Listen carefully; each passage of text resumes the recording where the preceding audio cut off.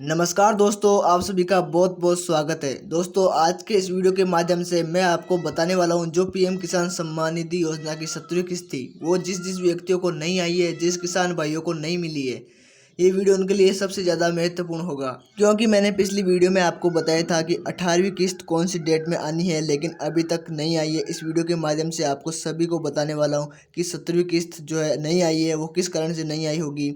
आपकी पहली बात तो ये बता दूं कि 17वीं किस्त जो आई थी वो 18 जून को ये ट्रांसफर कर दी गई थी हर किसान के खाते में, और एक करीब करीब 9.3 करोड़ किसानों को लगभग इस 20,000 करोड़ राशि ट्रांसफर कर दी गई थी पीएम मोदी जी के द्वारा। तो आपको इस वीडियो के माध्यम से सिर्फ इतना बताऊंगा कि आपकी जो 17वीं किस्त नहीं आई है, नहीं आती है, तो उसके लिए कुछ जो कागज़ थे, डॉक्यूमेंट्स थे, थोड़ी कमी रह जाती है।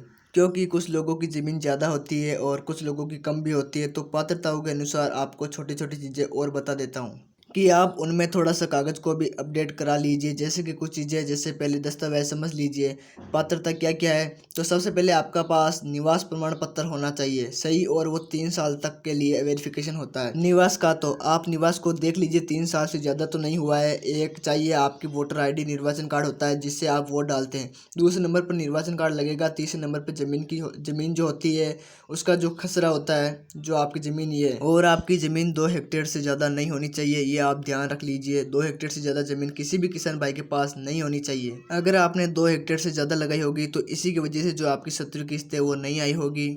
अगर आपकी ज़मीन 2 हेक्टेयर से कम है तो खसरा बनवा के लेखपाल के द्वारा उसको लगाएं।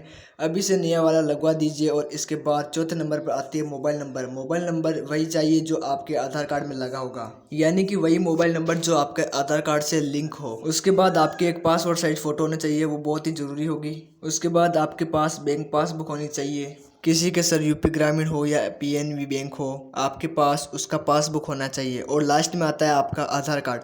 आधार कार्ड सभी के पास होता है, आप आधार कार्ड लगा सकते हैं। अब हम दूसरी बात करते हैं कि ये कागज़ आपके पास हो जाते हैं। कागज़ सबमिट होने के बाद आपको फिर दिखा देते हैं हम लोगों की सबसे ज़्यादा मैंडेटरी। आप देख सकते हैं, आप जूम करके देख लीजिए। यहाँ पर सबसे पहले इसमें लिखा है, आप पढ़ सकते हैं, KYC is mandatory for PM किसान रजिस्टर्ड फार्मर्स। तो आपको बार बार किसान योजना में आपको ज्ञात है कि सभी लोग इसमें साफ साफ बता रहे हैं कि ई केवाईसी अवेलेबल होना, KYC के कारण ही आपकी PM किसान सम्मान निधि योजना की 17वीं जो किस्त है वो नहीं आई है। अब वो भी बता रहे हैं कि आप मेरी ऑफिशियल वेबसाइट से भी आप काम कर सकते हो, और आप नहीं तो नियरेस्ट CSC सेंटर में भी कॉन्टैक्ट बायोमेट्रिक बेस्ड, अगर उससे वैसे तो नहीं होता है कि वो मैं भी कह रहे हैं, यहाँ पे लिखा हुआ है। तो आपको क्या करना है, आप CSC सेंटर होता है जहाँ पर हम भरते हैं, तो वहाँ जा सकते हैं, बायोमेट्रिक करा सकते हैं।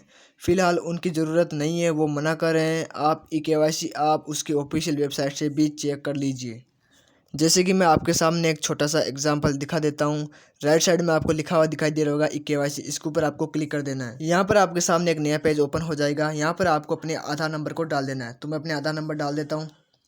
आधार नंबर डालने के बाद आपको यहाँ पर सर्च वाला ऑप्शन दिखाई दे रहा है, इसके ऊपर आपको क्लिक कर देना है।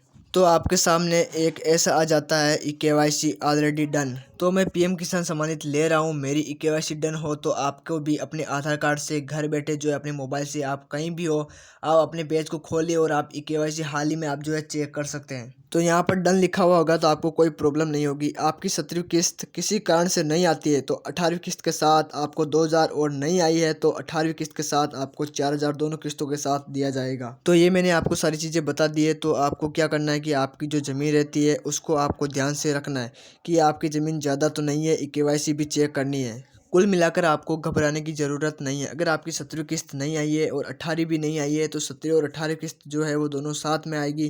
कुल मिला के आपको 4,000 रुपये मिलेंगे। अगर दोस्तों आपको वीडियो अच्छी लगे तो वीडियो को कर दे लाइक और चैनल को कर दे सब्सक्राइब, क्योंकि मैं ऐसे नए नए अपडेट्स के बारे में बताता रहता हूँ तो आपको सबसे पहले नोटिफिकेशन मिल सके। धन्यवाद।